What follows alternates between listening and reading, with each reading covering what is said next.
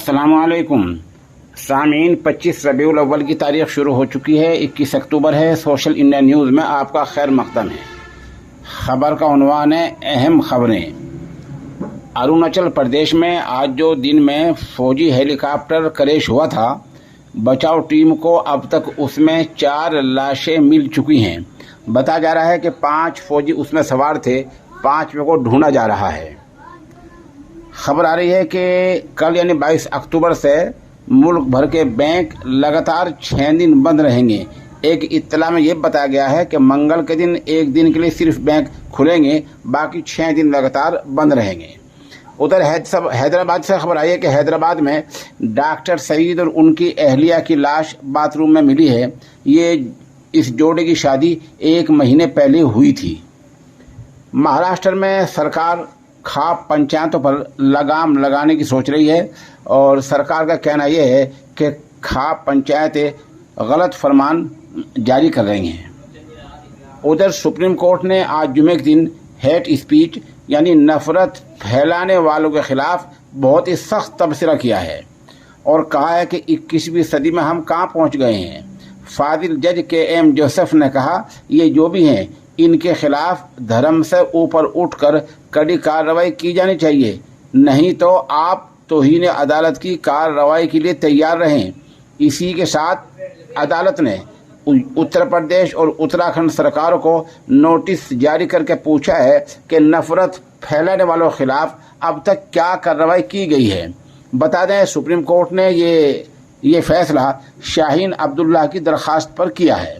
उनके वकील कपिल सिब्बल ने अदालत को बताया था कि बीजेपी से जुड़े लीडर आए दिन नफरत फैलाने वाले बयान देते रहते हैं, इनके खिलाफ कोई भी कुछ कार्रवाई नहीं करता। अगर ये कुछ नहीं होता है तो मुल्क का सेकुलरिज्म खतरे में पड़ जाएगा।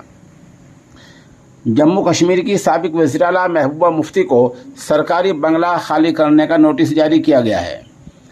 उधर हरियाणा से खबर आ रही है कि हरियाणा में बीजेपी ने डेरा सच्चा सौदा के चीफ गुरमीत सिंह से सियासी आशीर्वाद लेने पर सफाई पेश की है। बता दें कि आजकल हरियाणा में पंचायती इंतखाबात यानी चुनाव चल रहे हैं।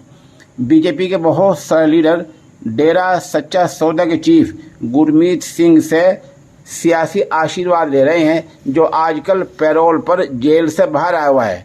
जो डेरा सच्चा सौदा के चीफ हैं गुरमीत सिंह, वो पैरोल पर जेल से बाहर आया हुआ है। बता दें कि गुरमीत सिंह 2 शादियों की इज्जत लूटने और एक सहाफ़ी के कत्ल के मामले में रोहतक की सुनारिया जेल में सजाए कैद काट रहा है। उस कैद खाने से जेल से पैरोल पर रहा होकर आया हुआ है। इस रहाई की मुद्दत में वो ऑनलाइन सत्संग कर रहा है, तो बीजेपी के लीडर ऑनलाइन ही उससे आशीर्वाद मांग रहे हैं। है ना अजीब बात। गाजियाबाद में ट्विटर हैंडल पर झूठी खबरें फैलाने वाले खिलाफ FIR दर्ज हो गई है। Member parliament doctor Shafiqur Rahman बरक ने कहा है कि PFI यानी पॉपुलर फ्रंट पर सरकार ने पाबंदी लगा दी है, लेकिन RSS पर क्यों पाबंदी नहीं लगाई है। दिल्ली से खबर आ रही है कि दिल्ली और गुरुग्राम के दरमियान आज कई किलोमीटर लंबा जाम लगा है। लोग कई घंटों तक फंस रहे हैं, कई किलोमीटर तक गाड़ियों की कतार लगी हुई है। उधर मद्रास हाई कोर्ट का एक बहुत ही अहम फैसला आया है। मद्रास हाई कोर्ट ने कहा है कि कोई जोड़ा शादी का रजिस्ट्रेशन कराने आता है तो अधिकारी को अफसर को ये देखना चाहिए कि वो शादी समारोह के मरहले से गुजरे हैं या नहीं, यानी अपने मजहब के मुताबिक फेरे कराए हैं या नहीं, निकाह किया है या नहीं, ये देखना होगा। और बगैर शादी समारोह कराए ऐसा रजिस्ट्रेशन रद्द कर दिया जाएगा। मद्रास हाई कोर्ट ने सरकार के एक फैसले सरकार के कानून 2009 का हवाला देते हुए कहा कि सरकार ने साफ कहा है कि शादीशुदा जोड़े को तभी रजिस्ट्रेशन दिया जाए, तभी मान्यता दी जाए, तभी मंजूरी दी जाए जब वो शादी समारोह के मरहले से गुजर चुका हो। यही वजह है कि मद्रास हाई कोर्ट ने एक शादी ऐसी जो रजिस्ट्रेशन हुई थी बगैर समारोह के, उसको रद्द कर दिया है।